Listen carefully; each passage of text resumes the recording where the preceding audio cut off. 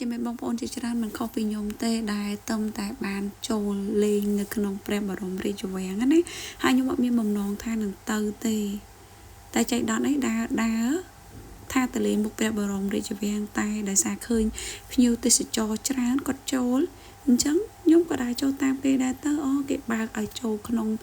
វាំងលេងអីអញ្ចឹងណាអញ្ចឹងក៏បានចូលទៅទស្សនាដែរទៅនិយាយពីទស្សនភាពក្នុងព្រះបរមរាជវាំងនិយាយស្មៅខៀវបៃតងវាចាំងឆ្លោះជាមួយនឹងរាជដំណាក់ឬក៏ទីតាំងផ្សេងៗដែលមានពណ៌លឿងណាគឺមើលទៅត្រជាក់ភ្នែកមែនតែនហើយនៅក្នុងហ្នឹងគឺមានការតាំងលម្អជាច្រើនដូចជាវត្ថុបុរាណអានេះគឺតកតងមួយពណ៌ទាំងពីរប្រចាំសប្តាហ៍មានអាវអាចារ្យប្រាក់ដួងប្រាក់អីសម្រាប់អ្នកមន្ត្រីអ្នកធំអីអញ្ចឹងណាហើយក្នុងបរិវេណហ្នឹងគឺមានវត្តមួយគេហៅថាវត្តប្រការមរកតអានេះគឺវត្តប្រការមរកតនឹងឯងអញ្ចឹងនៅក្នុងវត្តប្រការមរកតហ្នឹងគឺមានតាំងលម្អនៅវត្ថុបុរាណអីជាច្រើនមែនតើប៉ុន្តែដោយសារនៅក្នុងហ្នឹងគេអត់ឲ្យយើងធ្វើការថតទេអញ្ចឹងខ្ញុំក៏បានថតដែរហើយនៅតាមជញ្ជាំងនៃវត្តប្រការមរកតហ្នឹងគឺមានជាផ្ទាំងគំនូរដែលនិយាយពីរឿងរ៉ាវផ្សេងជាច្រើន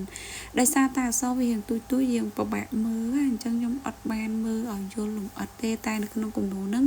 មានតាំងពីសម័យហនុមានទៅធ្វើសង្គ្រាមទៅអីនៅក្នុងហ្នឹងគឺមានច្រើនមែនទែនមកជុំវិញរបងនៃបរិវេណវត្តរឿងរ៉ាវគឺមានច្រើនមែនតែ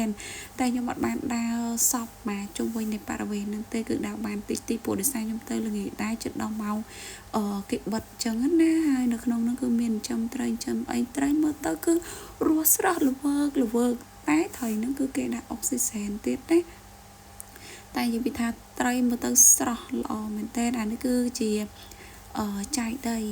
របស់ព្រះមហាក្សត្រយើងគឺគេធ្វើនៅក្នុងបរិវេណវត្តប្រការមរកតនឹងឯងគឺមានចាយដីរបស់ព្រះមហាក្សត្រនីមួយអញ្ចឹងទៅណាបងអូនហើយសម្រាប់បរិវេណគឺធំទលាយមែនតែនទីតាំងកន្លែងទៅខាងណាក៏មាន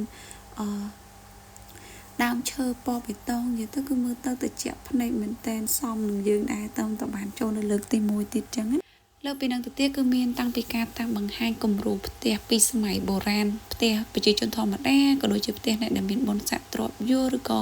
ឧបករណ៍ផ្សេងរបស់ព្រះមហាក្សត្រឬក៏អ្នកដែលមានឋានៈរៀងខ្ពស់ចឹងណាហើយខ្ញុំសរសើរមែនតើពីការរៀបចំការដាក់តាំងបង្ហាញដល់ភ្ញៀវទេសចរដែលគាត់បានចូលទៅទស្សនាក្នុងព្រះបរមរាជវាំងគឺមានជាហោហែមានតកតងមួយទំនៀមទម្លាប់ប្រពៃណីអីផ្សេងអានេះគឺរូបសំណាកដំរីមានធ្វើពីមាសសុទ្ធមានធ្វើពីស្ពាន់មានធ្វើពីឈើអីផ្សេងអ្វីដែលខ្ញុំចូលចិត្តជាងគេគឺតកតងមួយការសកម្មភាពនៃការធ្វើតម្បាញដើម្បីបង្ហាញពីទំនៀមទម្លាប់វប្បធម៌ប្រពៃណីអីផ្សេងដល់ភ្ញៀវបរទេសដែលគាត់ចូលមកទស្សនាហើយមានទាំងការដាក់តាំងបង្ហាញពីសម្ភារៈឧបករណ៍ប្រើប្រាស់កាលពីសម័យមុនទៀតគឺនៅថ្មីល្អមែនតើហើយឧបករណ៍សម្ភារៈទាំងអស់នេះបងអូនស្គាល់អាច comment ប្រាប់ផងព្រោះខ្ញុំអត់ស្គាល់ទាំងអស់គឺស្គាល់ឈ្មោះខ្លះតិចចឹងណា